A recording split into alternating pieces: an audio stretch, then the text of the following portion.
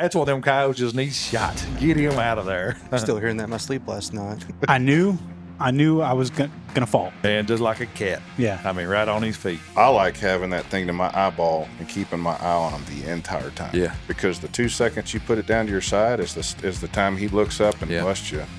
Gotcha. And it's game over. Well, I thought you was hunting for coyotes. Well, I am hunting for coyotes, but I saw this other stuff, and I thought it was really neat. So it's kind of opened me up to a whole new world of hunting, and I really enjoy it.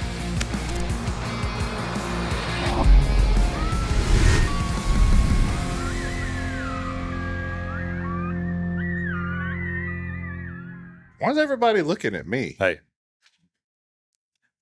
Cut. It's like y'all are waiting on me to say something. I'm just. Here, You got this look in your eyes like you're just about to come out with just all kinds of nuggets of wisdom No, You're just on the edge of beautiful. our seat. I don't have any nuggets of wisdom. No? That guy over there, he's got more nuggets than anybody at this table. Hey, you know me. I don't know. I spent 2 nights with him. I don't think I learned anything. Probably Yeah. not. Bad habits. Learned what not to do. Yeah, bad habits. Hey, I learned what not to do watching you too, trying to climb up on a high rack.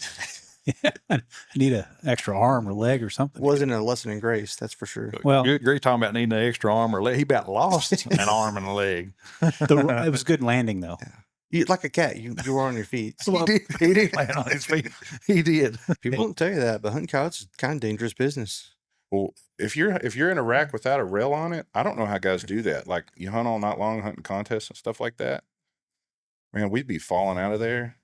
Like it's not hard to do, especially if you're not in a chair. If you're just standing up there, you take one little misstep back and you're Hurt. you're breaking your neck. Well, that rack we were in, there wasn't much from that chair.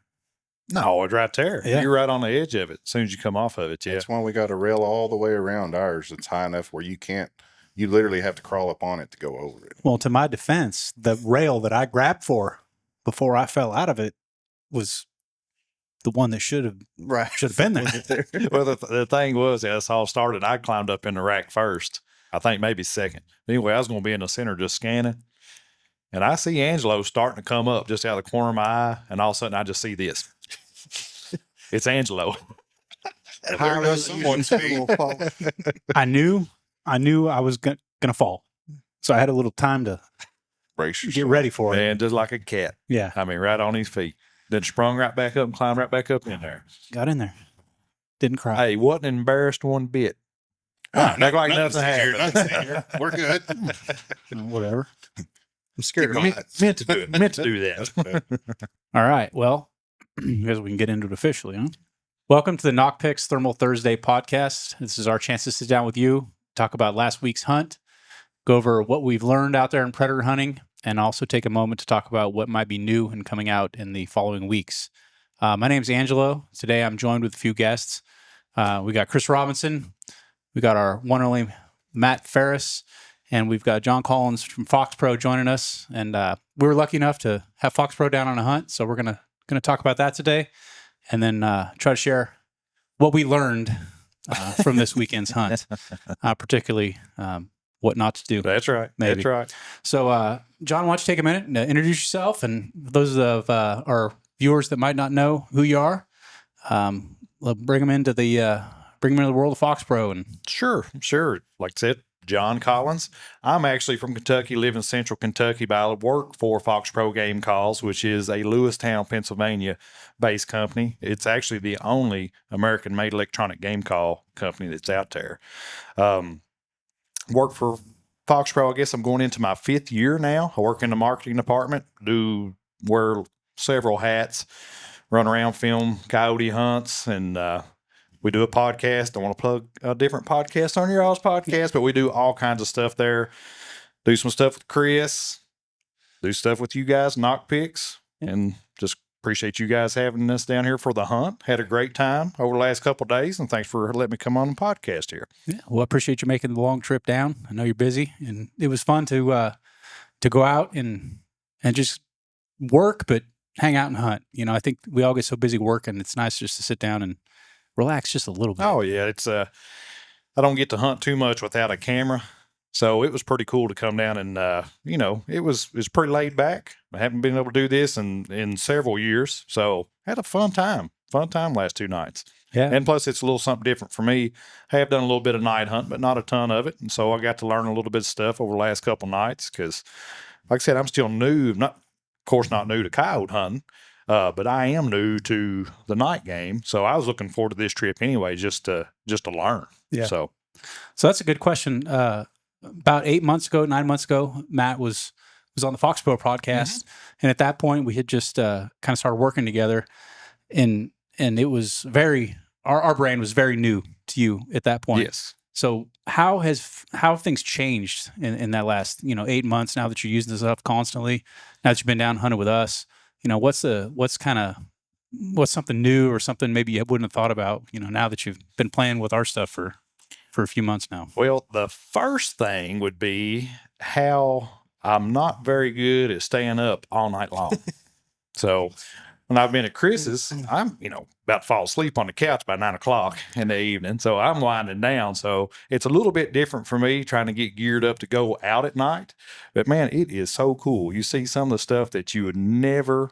I tell you, one of the coolest things is, and of course, everybody that's into night hunting has seen this, and you're going to think like, ain't nothing cool. Why are you talking about this? But seeing all the daggone rabbits, mice, field mice, all these other critters that you never see that are constantly out there moving around, but you would never see it like on a daytime hunt because they can't hide from the thermal stuff. They're just little, dots glowing. Like what? When I first started, it took me a little bit to figure out what it was.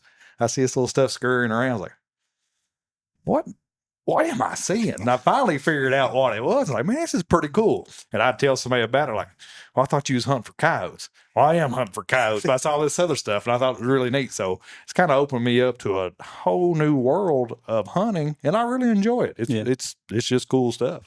It's one of those skills. I think when you're constantly doing it, you get into it, you get used to it.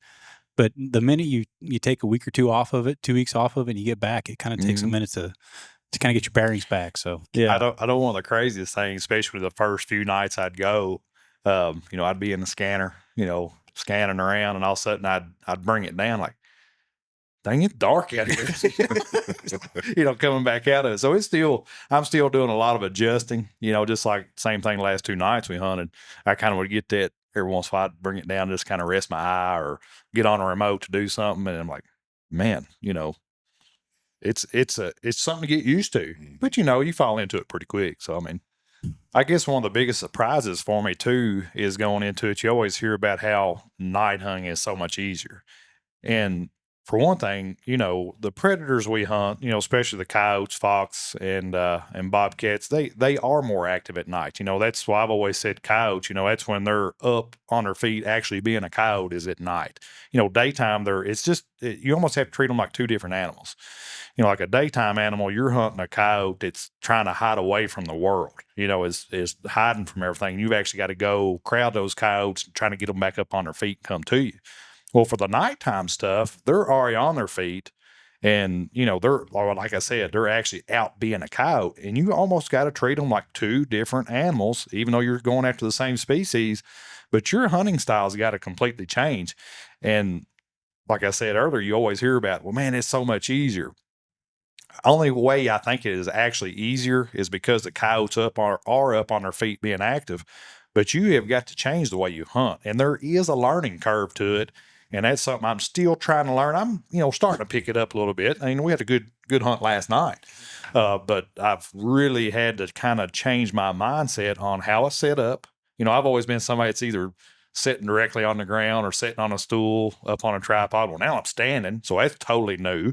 But it's also pretty cool because you can walk right out in the middle of a field, that I would not do for a daytime set. But what I'm getting at is just because you hear people say, well, nighttime is the right time, it's the easiest time to go. If you're a daytime hunter and you immediately transition into it, there still is a learning curve with it. You could be a 20, 30-year veteran to daytime hunting, and when you first transition into it, you're going to have some mistakes, till you really start to pick it up. Yeah. So, but that'd be an interesting question. I mean, even Chris, when you're filming with your lights or when you're calling during the day, is that call sequence different? Is there anything different a guy's got to do at night versus the daytime? Well, for me, I'll go first, Chris. I still don't know yet. Now, I would think everything like last night. It was working. We We're called in here. all kinds of coyotes last night. We had one stand where we called in. It was at least 7 or 8 coyotes on one stand. And I think we made several stands last night. We only had one that was dry where we did not call something up. I called the exact same way at night that I would during the day. I mean, there's still a coyote. So, I mean, it's just like right now, this time frame, this is what we've always called a coyote family bust up. You know, the family groups are a little loose and they can kind of scatter out. So a lot of times, like daytime sets, I'm going to go out. I'm still going to start off with some prey stuff. You know, always got to eat. But if they're not coming to prey, I'll immediately go into my house. And what's happening is in that family dynamic, even though they're kind of spread out a little bit, a lot of times when you howl, they'll start answering each other and they'll come back together. Come back together, they'll have some of that social interaction, and sometimes it turns into fights and that type of stuff. So that's how I'm playing out my sequences. I'm howling like an adult howl. I follow it up with a pup howl, then go into either like a group howl or a pair howl, and then I go right in that social interaction. And any one of those sounds that you play, a coyote could show up. And so I played it the same way. That's what I've been doing during the daytime back home in Kentucky because our night season isn't in currently. Came up to Oklahoma, did the same thing last night, and we had coyotes running all over us. Just like we called in the 7 or 8 coyotes or something like that. Now I'm going to talk bad about Matt here a little bit, but this is all in fun though. They killed a triple on this stand. You know, anytime you call in a big water coyotes like that, you want to see multiples laying on the ground when the smoke clears. And we did kill a triple, but we should have killed maybe Should have killed all 4 or 8. 5 at least. But there was a lot of shooting. Your shots going everywhere. You got Washington in a hurry. Well, that closest one is 25 yards. That's what away. I was fixing to say. On top of him. We had coyotes killed at 25 steps, 33 steps, and I think the other one was 40-some steps. So we called those coyotes up close. So looked like to me the daytime calling sequence worked at night last night. Worked just fine. You notice any Yeah, difference, Chris? I would agree 100%. I can't think of very many times we've actually gone out and changed much up from a call sequence standpoint between the daytime and the nighttime stuff. For us, really, the only thing that really changes or dictates how we set our stands up is if we're calling with straight thermal versus with lights. Because like with the lights, we can get out in the middle of those openings during the moonlight and stuff like that and get away with it, as opposed to like pulling out there in the pickup or even standing in the middle of those fields when there's a moon out. They can see you a lot further than you think. So that's really the only thing that really changes much. But the call stays pretty much certain times of the year. Yeah, it may change a little bit, but it's primary same deal. Rabbits, birds, switch to pup distress, howls, and all that. Same thing. Of course, like I said, I'm still learning a night game, but how I go into it with my mindset is just setting up different. I would make stands at night. Like I said, I'm still learning, so I might be doing it wrong, but I'll make stands at night that I would never make during the daytime. You know what I mean? Because a lot of times I'm crowding cover tighter for daytime sets. Chris does this all the time. I mean, he's day and night hunting forever, and I'm sure he would agree with that. You know, if those coyotes are laid up in the thicket and the sun's up high, you got to get tight that cover. They ain't gonna come a long ways. And that is one of the coolest things I've seen with the night hunting is being able to watch coyotes come from a greater distance that you might not see on a daytime set. So yeah, a lot of people don't think about this too either. But like one caveat to the daytime stuff is the fact that they are laid up. Yeah. In other words, you can get in on them without them knowing that you're there. And at nighttime, a lot of times, and we learned this when, you know, as soon as we started running thermal, before the days of thermal, we'd pull into a pasture, looking back on it, not being able to see what's already there. Mm-hmm. And I guarantee you, there's been hundreds, if not thousands, of coyotes that were already out in that pasture that we didn't know were there, that we're seeing now. Yeah. And that's part of night hunting because they're up on their feet and they're being a coyote. Yep. You're bumping more coyotes. If you're not running thermal going in and out of stuff, you're definitely running coyotes out of the country. And that's one thing I learned from these guys. And I've like I said, I was really looking forward to this trip because, you know, I want to learn. You know, we try to, like with our podcast and the videos we put out for FoxPro, we want it to be very educational. You know, we've got products that we love seeing people being successful with. So if you get a FoxPro product, we want you to be successful with it. So we're always educational driven. And I like to learn. I don't know it all, especially with the night stuff. So that's one, like I said, I was looking forward to this trip. And when I would hunt at home, or if we went somewhere else, I would scan a little bit, as we're walking, walk, scan, walk, scan. But I watched you guys, man, y'all scanning like the whole time as you No, walked. I was like, man, I'm messing up because I could take, I might not see something for 2 or 3 steps. When I take this down and walk another 10 steps, well, that could make the difference bumping a coyote or not. So I learned little bitty, was talking about learning little nuggets of information. That's a nugget of information for me. And to some of you guys that's been doing it for a long time, like, man, Jon, he's dumb. Why wouldn't he been doing that already? Well, I didn't know. Yeah. I just didn't think about it. Yeah. Another thing too is like if you're not running a helmet, Yeah. if you're actually running just a scanner, Yeah. I see a lot of times guys, like if they're trying to slip in on a coyote or pigs or whatnot, Mhm. when you're actually walking to them, I like having that thing to my eyeball and keeping my eye on him the entire time. Yeah. Because the 2 seconds you put it down to your side is the time he looks up and Yeah. busts you, Gotcha. and Yeah. it's game over. Mhm. At that stage. So little stuff like that. But It's a cool thing you mentioned, like going out in these pasture fields or prairies or whatever it might be that you be hunting, hay fields, and with a thermal, you can see them. They're there. They can't hide from it, and that's really cool. But there's been times in the daytime, like when they are laid up, these coyotes will bed up. Not always in tight cover. Sometimes they'll bed up in those pasture fields, hay fields, prairie grass, whatever. And there's been times where we walked out, set a call out, went back, started, let rip out a big old howl on 34, which is screaming, "Wah!"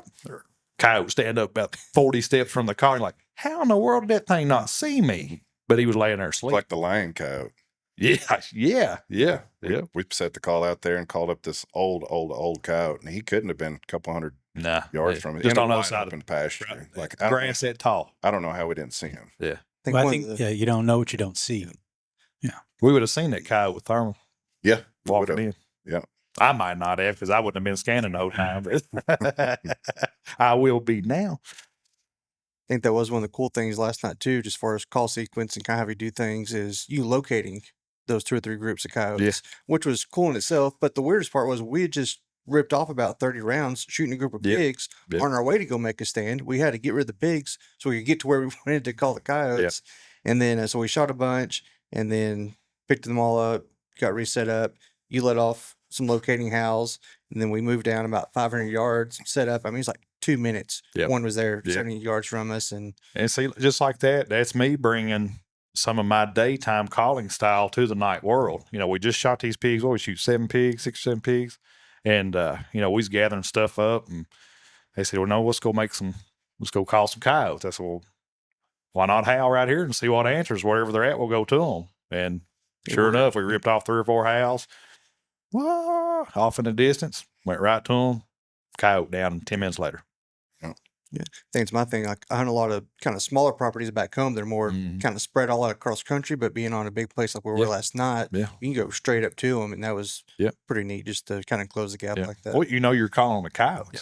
If you got a coyote that answers you and howls back from a spot, and you move, get a game plan, get the wind right, know where you need to set up to where the coyote is. I mean, it just ups your odds.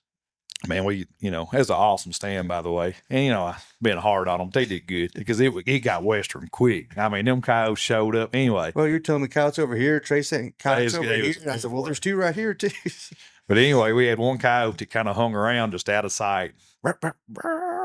Y'all have heard that. That's a booger barking coyote. Sometimes you can get those coyotes to break, but we done caught this coyote in 3 different times. He done watched 3 of his buddies die. He's been in there enough. Well, anyway, we go to the next stand, which we didn't cover enough ground. Got up there and got set up. And Keurig heard him out there. And everybody wanted to make it. I said, we ain't going to call it. Yeah. We ain't going to call nothing up this guy cussing at us. Of course, we didn't. That's our only stand we didn't call a coyote up on last night. Maybe 1,000 yards from where we had shot that triple. But Yeah. Probably, half a mile or 3/4 mile or something. Still hear him over there. Talking to you, calling your names. Just stick your head out for 2 seconds. That's what them coyotes just need shot. Get him out of there. Still hearing that in my sleep last night. Because I tell you what, y'all go back out there, y'all hunt that area, you might start playing, and in the first 30 seconds, you'll hear to sing. Yeah. We messed up on. Slide weeks it ago. him during the daytime. Kill him. That's right.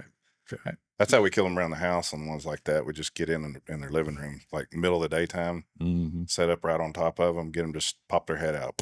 Yep. Game over. Well, That's what's interesting too about, the whole coyote hunt thing is, I mean, on Monday night, they were out there all around us. Yeah, we couldn't get one closer Couldn't than get one to 300 yards. couldn't want to come in if we had to. Yeah. And that's the thing I told you guys that, we could possibly go right back in and hunt the same ranches, same stands, and they might be running right over top of us. Just some nights, some days they just don't come. Other times they run plumb over top of you. Chris, I know you all see that all the time. all the time. Yeah, I'm sure you could tell us what barometric pressures and what moon phases and east winds, low tide. If it's sleeting or snowing, I don't care what the barometric pressure is. We're gonna go try it anyway. So what about if it's pouring rain? probably not. No. No. I don't like getting wet. No, but we good example last night. Same deal. We went out and made a stand, called up one coyote, killed him 50 yards. Had another one out there that was mousing around for 22, 23 minutes. The whole entire time we were calling, he'd just look at us and then he'd just go back to be like, "There's a freaking rat right here. Yeah, come eat this one. Yeah." And he just sat there and look at us. We just want to take pictures with you. Exactly. We'll let you go. Hey, I asked about the rain. The first time I ever hunted with you, I don't know if you remember, but we was going to be hunting for 3 days. We only got to hunt like an afternoon. And 2 half days. Yeah, 2 half days. Yeah. It poured the rain, and we would catch windows, and we killed 18 coyotes in 2 days. Yep, we smoked them. We've been out 3 times. On that note, I would like to congratulate John. He's been in my house for 3 years, and he's never stayed up past 9 o'clock. Nah. So whatever you guys did to talk him into staying up all night to go kill pigs and coyotes, that's well. The first time I ever showed up, Chris like, yeah, we'll hunt something today, then we'll go out and hunt till whatever, through the night, 3 or 4 o'clock in the morning and stuff. And I was like, well, how many? I said, well, how many coyotes you want to kill to make a show? How many coyotes it takes?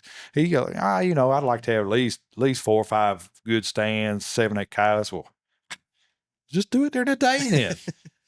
Hey, killed 18 of them. You know what though? It's called night crew, not day crew. That's another thing I told you about. I said, guess what? It's called a day crew now. I'll say this: when it comes to that, by that point in the year, that's usually January, February. Yeah.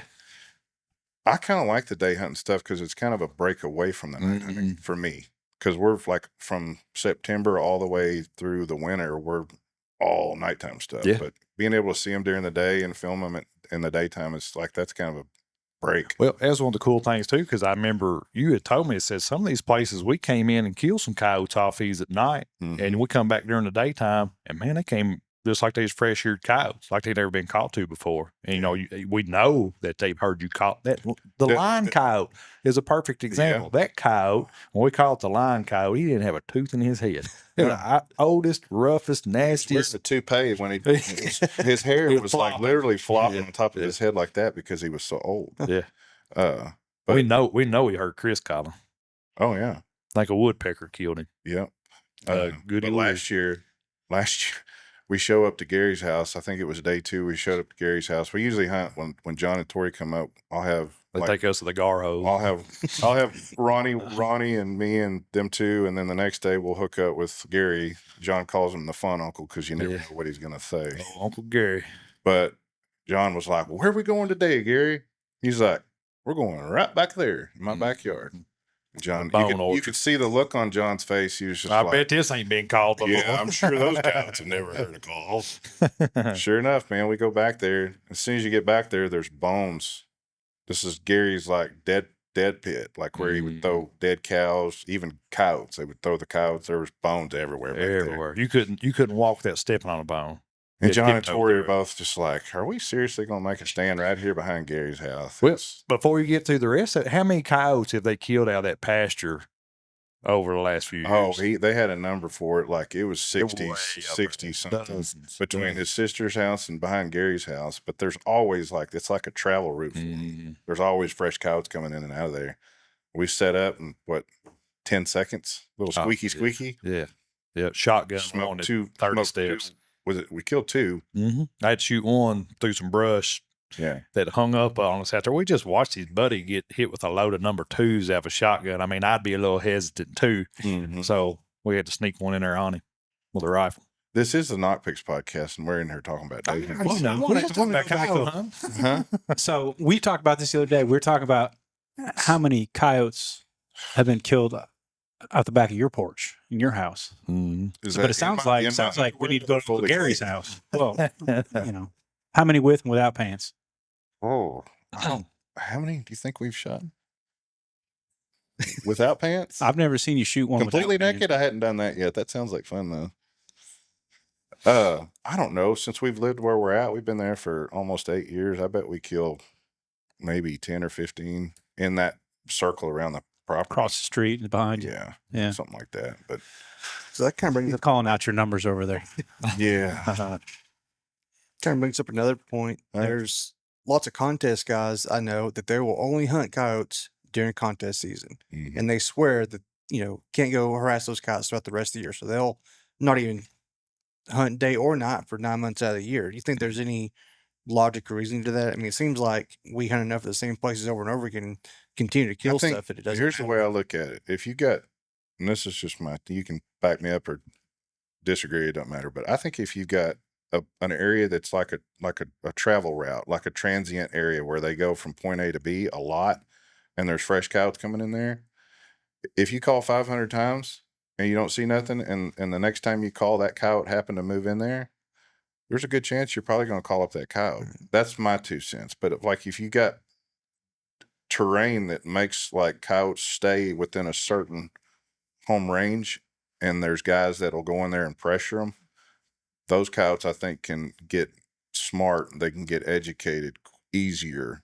In other words, you can only call those places. You can call those places less and have success than a place where you constantly have fresh coyotes going in and out. So it kind of pushes coyotes to move into a new area. It's like last night we shot that triple. How long before new coyotes kind of move into that territory, or if they will at all? Well, it's like that group. That was definitely a family group of coyotes, no doubt about it. And that family group's there for a reason. There's something about that property, something about that corner of the property that they like. There will be coyotes that'll come right in. If you remember, we heard a group of coyotes that were across the Not road that right far there. back either. I guarantee you, when those coyotes, that family group disperses, some of those coyotes will end up right there where we just made that stand, going back in there and kill them this winter. Yeah. And I think he was spot on with what he said about hope. It's so situational. I think it can be good to hold coyotes. One thing, no matter in any given year, we always look at coyotes like you can't get rid of them. They're just, you can't kill them out. Well, whether we believe it or not, they just don't keep reproducing over and over and over throughout the year. They only breed once a year. They only have pups once a year. So every single year, you only have X amount of coyotes that's out there on the landscape that you can kill. So if you've got limited property, and if you're going to be a contest hunter and you've got to make every single stand count and every single coyote that you've got count, it totally makes sense to save that ground.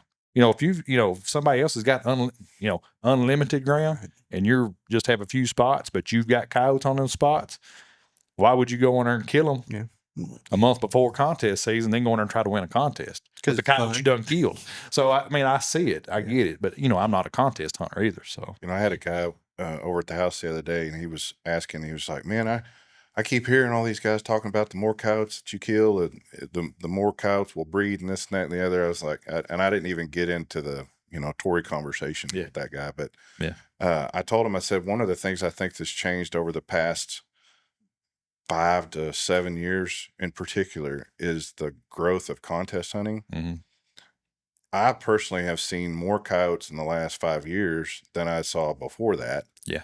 And that was like even when we had thermal before that. And the reason I feel like that's the case is because a lot of these guys that are hardcore contest guys, they're literally hunting their places 3 times a year, as opposed to spreading that out over a 5 to 6 month window.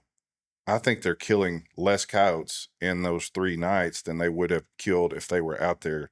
Yep. Granted, there's more people out there hunting now because thermal and whatnot, but there definitely seems to be more coyotes in our area now than there was even 5, 6 years ago. Yep. And some of that my theory is that some of that's the guys weren't hunting them as much because they're saving their ground. That's right. That's right. That's what I think. Yep. Could be.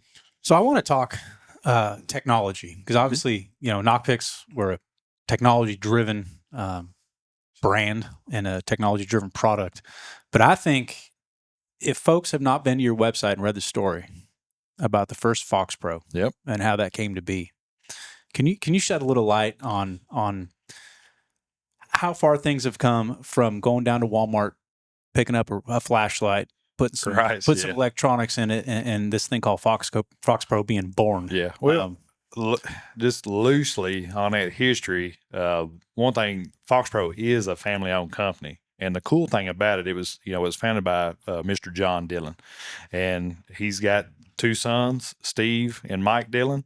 And then Mike's got two boys that work there at FoxPro. So there's 3 generations of Dillons that work at FoxPro today. And that's a really cool thing. But how it was actually born, and this might not be word for word on how everything got started, but Mike and Steve were out fox hunting, and they was carrying, big boom boxes and tape play, whatever. And John saw them as like, there gotta be a more portable, something that's easier to pack around to call in animals. And so the first FoxPro was born. I think it was a Model 48, and they come up 48B. Anyway, it started out like an Rayovac flashlight, like a actual flashlight housing with a speaker. You take the lens out of it, and there was a speaker in there. And that's pretty much how it was the first, kind of crude looking, the very first one. But that has evolved and evolved and evolved over time. And now, man, we've got units that are just absolutely packed full of features. Like we just come out with the FoxPro X360. This is a 7-speaker unit, delivers 32-bit ultrasonic audio, has features crazy where you can play 2 different sounds at the same time and adjust the pitch of both sounds, either up and down. And I mean, I'm just talking about, it's so state of the art for how it started out of a Rayovac flashlight to what we've got today. And it's just, it's pretty amazing to see how that stuff has evolved over the years. That was back in like the early 90s. I think FoxPro was officially founded in 1993. And I think maybe in 93, it was the 48B that come out, then the FX3, FX5, and so, on down the line. Then they come out with units, started coming out with 2-speaker units that were directional, like the Shockwave, that come out somewhere around 2011, 2012. And I'm sure you've probably run the Shockwave before. That unit was so ahead of its time. Yeah. In 2012, and you see today, we'll see, competitor companies that are copying that unit and coming out with that. That's something we come out with in 2012. So, and where it's come from the Shockwave to what we're doing now, it's pretty amazing. And I'm sure you guys, especially within this thermal world, the stuff that I've seen just over the last few years just blows my mind. And just like the last 2 nights looking through this stuff, like I would pull that scanner down, looking like, this is wild. And look through there and see, it's just crazy, the stuff that we've got, the tools we've got as hunters today. It's pretty amazing, really. It's just flat out amazing. Yeah, we've been able to benefit, with a pixel-based digital product. We're making an image. Everything's sensors have gotten better. The displays, all the components we have, at our disposal now, where we can decide to make a product and then hand pick everything. And that's a benefit of Nocpix being a sensor manufacturer at its core, is we're not having to get things from whatever we can, get. Okay, we got to settle on this display, or we got to settle on this screen, this eyepiece. We can say, hey, we're going to take advantage of a new maybe display technology. Right. We're going to optimize the entire system, around a 2560 display. Or, hey, we need to, develop an eyepiece so we can make the rest of this work in harmony. And I think you see the result of that when you put that up to your eye and you say, wow. Well, it's like me, I've been running the Vista H35 and the Ace 50, scope. And I'm like, I'm looking through this stuff, it's 640 unit. And I'm like, this is flat out wild and amazing. And then I'm like, so y'all have got newer, better products than this, talking about the 60, the 1280. I'm like, how can it get better than what I'm on? And he's like, here, look through mine. Like, I ain't looking through that right now. I'm still trying to wrap my mind around this unit. Yeah. To your point too, as far as being able to go and take the products and optimize them for hunters, the backbone to that is because they're getting direct feedback from actual hunters. That's the only way, in my opinion, to make a product like FoxPro. You guys know what predator hunters want. Well, we know what night hunters want because everybody in this building Yeah. actually hunts at Yeah. night. You know, Yeah. it's easier. There's no disconnect there. Yeah, between the two. we're never just making a product. We're answering a question of, can we do this? Right. Yeah. You know, how can we do this? How can we make something new, something better? And I think that's what drives it forward. Hey, and that's another thing that's so cool. It's my first time here. You know, Matt showed me around, got to come in and meet all the guys here in the office. Every little corner we went to, coyote hunters, hog hunters. You know, just it's pretty cool to see that, you know, you guys that are bringing these products to predator hunters and night hunters, they're hunters too. It's pretty cool. You know, every corner we went to, we went coyote hunting the other night. We're fixing to go next week. You know, I'm running this and running that. It's awesome to see. It's awesome to see. Yeah, you didn't hardly get through the sales floor, and I think 3 guys invited to hunt with you. You know, I love it. It's awesome. How that It's awesome. translates because of that is when you get out there in the middle of the field and you're like, oh, well, that's handy. Mm-hmm. That's because of that. Yeah, that's right. That's Those right. things on those scopes, like when you get fiddling around in the dark and you can find things without having to look at it, that's because a night hunter actually Thought went that and up. Yeah. experienced Mhm. not being able to do that, and they fixed it. Yep. So So, what do you think at FoxPro? What do you think the single most important advance in technology that's come out that's helped y'all? Oh man. If you can point to one, I know y'all have innovated a lot. Yeah, I mean, you know, and that's the thing with Mike Dillon, the GM. His gears are turning constantly, and he amazes me with every new product that he dreams up. So, what would I think is the biggest advancement over the last few years? I guess because I've seen the evolution of all the game calls.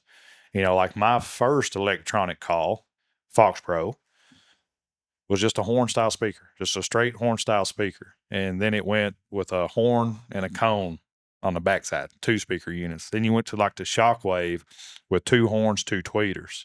Then it kind of come up the CS24s and the Krakatoas were just a big TOA style speaker. And then we would come out with the X series calls 5 or 6 years ago, however long it's been now, maybe 7 years ago now. But it kind of really changed the game. We really widened that frequency range that we throw out there. We started adding, you know, higher quality tweeters to them, still bigger horns, getting 24-bit audio versus 16-bit audio. And it just keeps going up from there. And now with like the newer units, the X360, the X48 that's fixing to come out, we've even upgraded the tweeter even more. With the X360, we added a full range speaker on the bottom. So now we're covering all these low bass tones with this X360 that no unit ever produced before, and then going all the way up to the top with the ultrasonics. So the sound quality has changed so much over the years. And then we're adding features, you know, all the time with Fox Fusion, where you play 2 sounds at once. Fox Pitch, where you can actually change the pitch up and down and take one sound and make it something totally different. Stuff like Fox Bang, where when you fire your rifle or shotgun, whatever you're using, it'll automatically switch to another sound to get coyotes to stop or come back in. Just all that little stuff like that. All those little advancements and innovations is just, I can't single out one. If I had to single out one, it's the evolution in sound quality. And like I said, with the X360, going with that bass all the way up to those high ultrasonic frequencies.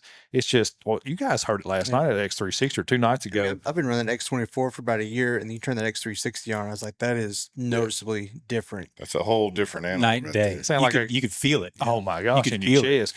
Yeah. Yeah. The last one that like was it it was either the Prairie Blaster, Mm-hmm.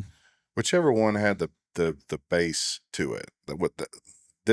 The 360 to me is kind of like a bigger version of that. Like you get that, like in all those coyote fights that y'all have got, it's basically you're getting to hear those low growls, but it hits you in the chest. You can run any of our units, you know, a Shockwave, the old CS24 style calls, Krakatoas, X24, each pick whatever you want, X-Waves. You might be playing sounds that you've played for years and have heard hours of a sound file. Well, you can play it through a X360, and all of a sudden you're like, oh, I didn't know that was in that sound file. You start picking up these little notes, these growls, these snarls, you know, some of this huffs and all this stuff that you didn't realize was actually in that sound file. But the deal is, where this has this wider range of frequency that it can deliver from the low all the way up to the ultrasonic stuff. I mean, it's wild. And I think that has to be the biggest advantage is just the evolution in sound quality. Well, I think it's similar parallels because you guys are expanding the sound range, the amount of speakers. It's essentially what we've done with thermal is we're adding more pixels. Gets better all the time. We're adding better displays, and it just leapfrogs. And eventually, you look back. I brought a thermal in from a couple of years ago and showed the sales guys here, 6-8 years ago, and you don't realize how far things have come. Until you get you stop and you look back and you go, wow, this was the cat's jammies. Well, 6-7 years ago, and it's like I go back up to the office a few times throughout the year, and you need to go to Lewistown, Pennsylvania, and check out the FoxPro office. You've been there; it's a pretty cool place. But you go in some of these offices, and they'll have some of the early old calls sitting up there, just a souvenir type stuff, and I'll pick them up, and because some of this stuff come out, and I was 12-year-old, 10, 12-year-old, and I'm looking at it like, people call Coyote with this stuff. Yeah, same thing with thermals. You look at a thermal from 10, 12 years ago, you're like, people actually, people kill anything. How did you kill, not everything, right. With this? So, I think, sound quality is come a long way, obviously, but how has capturing the sound libraries, how has that changed over the years? And I think if anybody has not seen, Chris's episode of his show with MFK, but I mean, how did they do it back in the day? A lot of the old Coyote vocals were captured through like maybe somebody were out filming coyote hunts or just filming wildlife type stuff and actually catching sound off their audio equipment for their camcorder camera or whatever they were using off a shotgun mic. There's been a lot of sounds that's been recorded like that. And then guys got to figure it out, hey, we could make a cleaner sound. We can trap coyotes, do whatever, get coyotes pinned up and actually record them with better audio recording equipment. So, and that's still how a lot of it's done today with some of these libraries, but got a good friend, Tori Cook. Chris knows him very well, has a company called MFK Game Calls, great partner of FoxPro. The MFK Game Call library is only available on FoxPro electronic calls, and he does things a little different. He records coyotes too, but they are not pinned up. He is actually like accepted. These coyotes have like accepted him as part of their family group. And I know this seems wild, but these coyotes are not pinned. They are 100% wild. If one of us walked into his property where he has some of these coyotes at, they'd run off. They're gone. I mean, you wouldn't even see them. They'd see you, before you saw them and you never knew they were there. But Tori can go out there and he can just howl with his mouth. Oh, here comes a coyote running, a wild coyote, and will jump right up in his arms. Now, not all of them will do that. But anyway, he's been able to go out there and record coyotes in natural settings. So like say the fights and stuff that we play. These fights that we'll play through MFK are actually natural occurring fights. The social sounds we'll play are actual natural occurring coyote social sounds. If you take two coyotes and throw them in the same pen that's about the size of this table, they get in a fight. That's a forced fight, right? I'm not saying they won't call in coyotes. Of course they call in coyotes. That stuff, I'm not saying it won't work. But what do you think's going to call in more coyotes? Yeah. Something that's naturally occurring out there in the wild or something that was forced? Like something like his sound, Pound Town. How could you ever fake that? Oh my gosh. Amazing sound. Amazing sound. I meant to ask you this, not digging too deep into Tori's business or anything, but has anybody since the way he's going about things has totally kind of changed? In my opinion, it's changed the way guys will look at, okay, if I'm going to keep up with MFK, I've got to go and figure out a way to get those same types of sounds. Have y'all heard of anybody trying to duplicate or anything that's similar along the lines of what he's doing? I'm sure there's people trying to get the same type of sounds because, they've seen how successful they can be. Yeah. But I don't think anybody's, and there's probably, there's somebody out there will probably eventually do it, maybe, but nobody's been able to be accepted into these coyote families and be able to go out there in a wild setting with non-pen coyotes and be able to capture these sounds. And the thing is, the dedication that it takes to be accepted into that, and it's not just Tori himself, it's his wife, Tori Lynn. She's just a big part of it as well.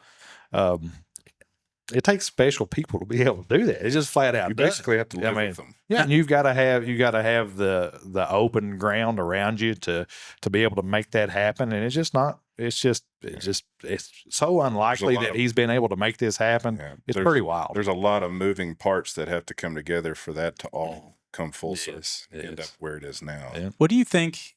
What do you think the future holds for sound libraries? And AI is the hot thing right now. Yeah. And there's actually, I was reading an article last week. There's a research scientist at UTA that's trying to use AI to decode what your house pet, your dog, is saying to you. Yeah.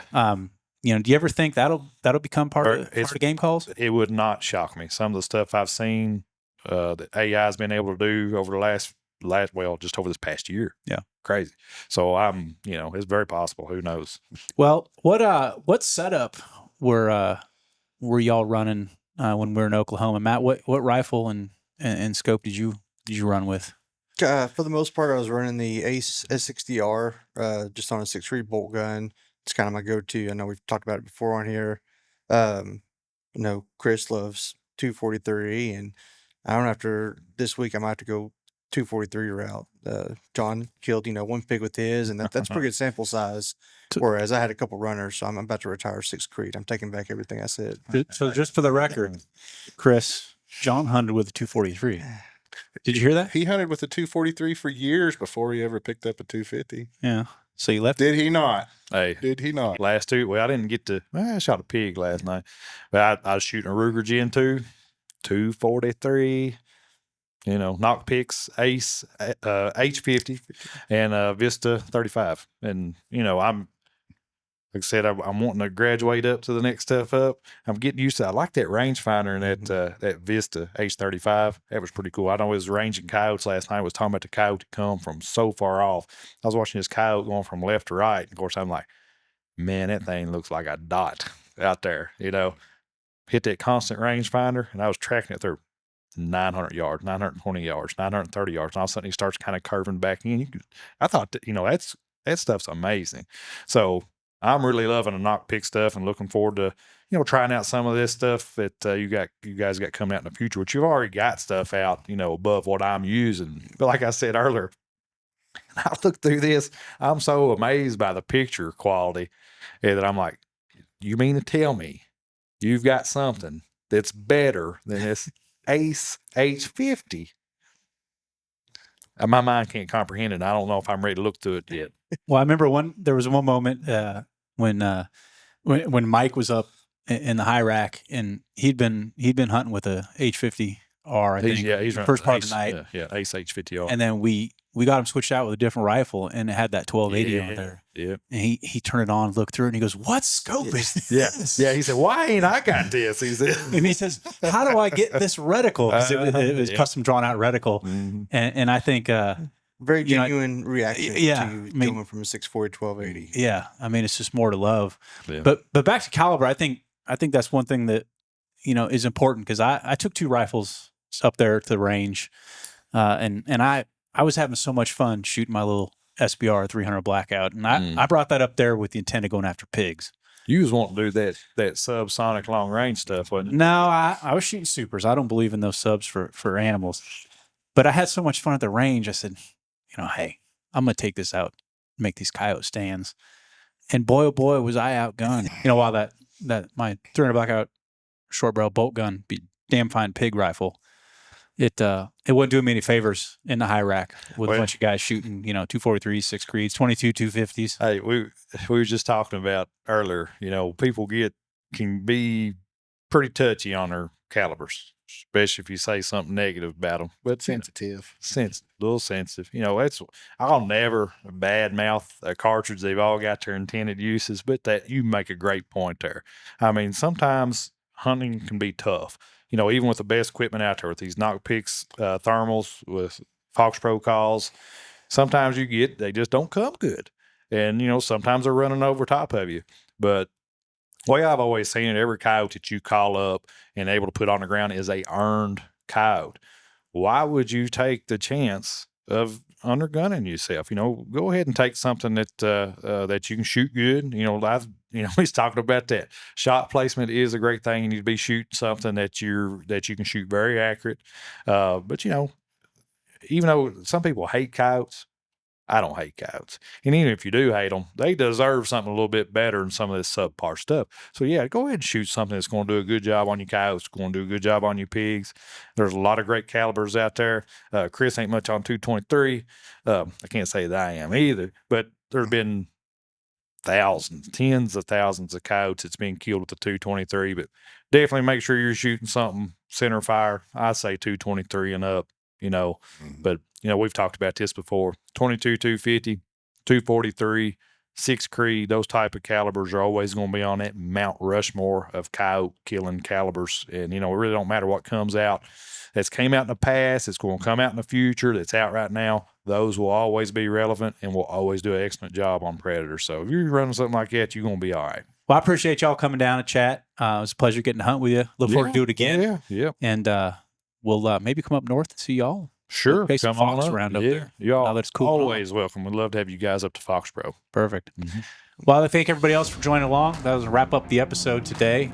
Make sure you like and subscribe so you're the first to know when our next episode goes live. And also follow our social media accounts, Nocpix USA on Instagram. So thanks again, and we'll look forward to seeing you next time.